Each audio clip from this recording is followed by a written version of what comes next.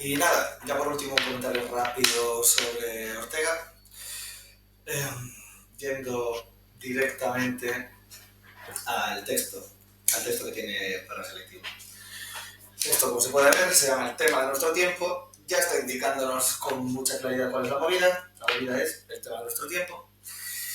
El tema de nuestro tiempo, si hablamos de las acepciones de vida y hablamos de la acepción de vida, que es la historia, entre otras cosas, ya lo sabemos, desde Heidegger, Heidegger no, mucho antes, pero bueno, que la palabra tiempo está aquí metida en el medio también, es decir, cuando Ortega habla del tema de nuestro tiempo, está hablando de esa parte del raciovitalismo, que es la definición de la vida en términos históricos. ¿Y cuáles son los términos históricos de la vida? Y más si tenemos en cuenta que la teoría, digamos, de lo que Ortega dice que es el motor de la historia es la lucha de generaciones, es decir, cavadas, nacimientos, bloques de nacimiento de seres humanos que se contraponen los unos a otros en función de cuándo han nacido y de los bloques de aproximadamente 15 años que hay entre ellos. ¿Cuál es entonces, como digo, dónde está el meollo de la acepción histórica de la vida de Ortega? Está en el concepto de generación. ¿Y cómo se expresa este concepto de generación? Pues, de varias formas, siendo una muy nítida esta, el tema de nuestro tiempo. ¿Qué tiempo? El nuestro. ¿El de quién? El de nuestra generación. Y el tiempo, digamos, del momento histórico en el que se encuentra Ortega. Vale. Y aquí, dando un paso atrás de lo que habíamos hablado con respecto a María Zambrano, es decir, dando un paso atrás con respecto a la razón poética y a los temas de la acepción de la vida religiosa de la que hemos hablado, aquí ya nos estamos moviendo en las acepciones de vida más, sobre todo históricas de Ortega, históricas, biológicas, también referidas hasta cierto punto a esos impulsos básicos de los que hablé anteriormente, aunque Ortega no habla de ellos en términos de impulsos básicos, sino que habla de ellos en términos de espontaneidad, de la espontaneidad de la vida a la que tiene que estar sometida o subordinada la razón. Entonces, yendo al texto, podemos ver, vamos a entrar en el ahora, este rechazo también del racionalismo por parte de Ortega, pero desde sus posturas no tanto espiritualistas, no tanto religiosas, sino desde su racionalismo. Vale, leo. Hoy vemos claramente que, aunque fecundo, fue un error el de Sócrates y los siglos posteriores. La razón pura no puede suplantar a la vida. La cultura del intelecto abstracto no es, frente a la espontánea, otra vida que se baste a sí misma y pueda desalojar a aquella. Es tan solo una breve isla flotando sobre el mar de la vitalidad primaria. Lejos de poder sustituir a esta, tiene que apoyarse en ella, nutrirse de ella como cada uno de los miembros del organismo entero. Voy a pararme aquí.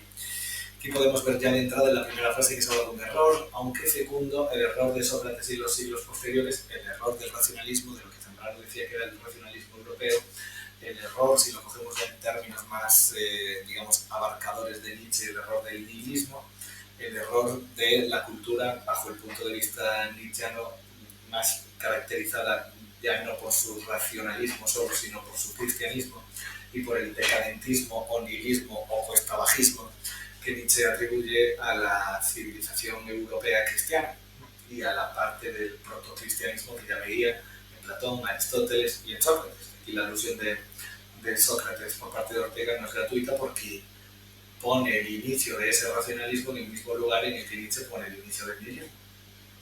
Lo siguiente que ya nos dice Ortega es: la razón pura no puede suplantar a la vida. De nuevo aquí está Ortega fusilando a Nietzsche o digamos coincidiendo con él en la medida en que hay por parte de Nietzsche un ataque furibundo contra Kant, y Ortega, sin mencionar a Kant, en cuanto menciona la razón pura, está aludiendo igualmente a Kant. La razón pura no puede suplantar a la vida. Ese pensamiento abstracto, racional e incluso, si cogemos el prisma nietzscheano, racio-moral, racio-cristiano, ese racionalismo cristianizante no puede suplantar a la vida. En el caso de Nietzsche está incluso en contra de ella. Ortega dirá: la cultura del intelecto abstracto no es frente a la espontánea. Aquí tenemos la cuestión, digamos, de la vitalidad primaria, de los impulsos básicos primarios de los que hablaba antes. No puede haber otra vida que se baste a sí mismo y pueda desalojar aquella. La razón no puede tanto como no puede hacerle frente a la vida, no puede tanto como la vida. La razón es una breve isla flotando en el mar de la vitalidad primaria. Vamos a seguir, bueno, y por hacer un último apunte, aquí se está mencionando el organismo entero, ¿sí? Es decir, ya se está asumiendo incluso el lugar hasta el cual cala y profundiza el concepto de vida es tal que incluso las metáforas, digamos, que utiliza Ortega están influenciadas por conceptos como el de un organismo. ¿Dónde está la razón? La razón se apoya como un miembro de un organismo entero, es decir, es una parte de un cuerpo vivo, de una vida que está, digamos, eso, por encima de esa racionalidad, que pesa más que ella. Continúo leyendo. Es este el estadio de la evolución europea que coincide con nuestra generación. Los términos del problema, luego de recorrer un largo ciclo, aparecen colocados en una posición estrictamente inversa de la que presentaron ante el espíritu de Sócrates. Nuestro tiempo ha hecho un descubrimiento opuesto al suyo. Él sorprendió a la línea en que comienza el poder de la razón. A nosotros se nos ha hecho ver, en cambio, la línea en que termina. Nuestra misión es, pues, contraria a la suya. A través de la racionalidad hemos vuelto a descubrir la espontaneidad. Me paro aquí, simplemente es un par de comentarios también rápidos. Sigue habiendo una reflexión histórica con respecto al estadio de la evolución europea y con cuál es el estadio de la evolución europea en el que nos encontramos, el de nuestra generación, el de la generación de Ortega.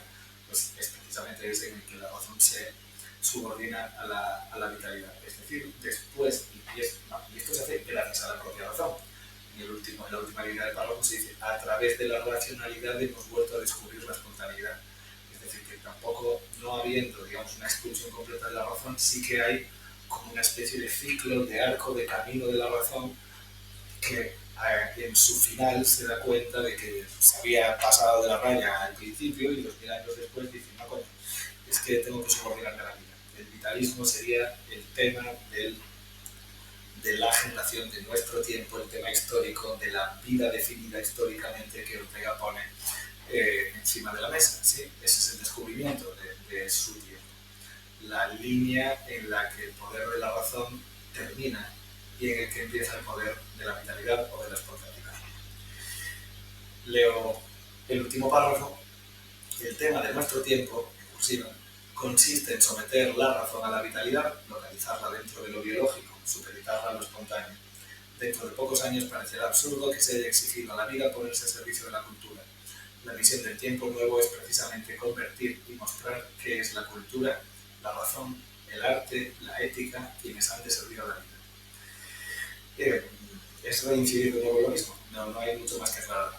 Ya Ortega subraya el tema de nuestro tiempo, hace que se inicie ese tercer párrafo con esa expresión, la pone en cursiva y dice directamente que el tema de ese tiempo, el de su generación, es someter la razón a la vitalidad. Ya vemos aquí cómo funciona también la acepción biológica de la vida, localizarla dentro de lo biológico a la vida, supeditarla a lo espontáneo, esos impulsos básicos o primarios de los que hablamos. Dentro de pocos años parecerá absurdo que se haya exigido a la vida ponerse al servicio de la cultura. De nuevo, no es la cultura, no es la vida la que tiene que estar al servicio de la cultura, sino la cultura al servicio de la vida, igual que la razón tiene que estar al servicio de la vida, y de manera ya manifiesta, explícita, en la última línea, Ortega dice que la misión del tiempo nuevo es convertir y mostrar que es la cultura, la razón, el arte, la ética, quienes han de servir a la vida. Así que todas estas dimensiones, disciplinas, partes de la vida del ser humano, cultura, razón, arte, ética, no tienen que estar ahí para constreñir, recortar, amenazar o poner en peligro o lesionar o deprimir a la vida, sino para potenciarla, o para servirla al menos, para encontrarse, como decía antes, en un segundo lugar frente a ella. En fin, me paro aquí. El texto de Ortega creo que se entiende bastante bien por sí mismo, con los textos anteriores, con los vídeos anteriores que ya he subido, creo que se ve también, o sea, se puede entender lo suficiente, tanto el texto anterior como las principales líneas de reflexión de Ortega, y con las cuestiones que he mencionado en los minutos anteriores, las líneas básicas de Zambrano también. Así que aquí lo dejamos. Gracias. Un saludo.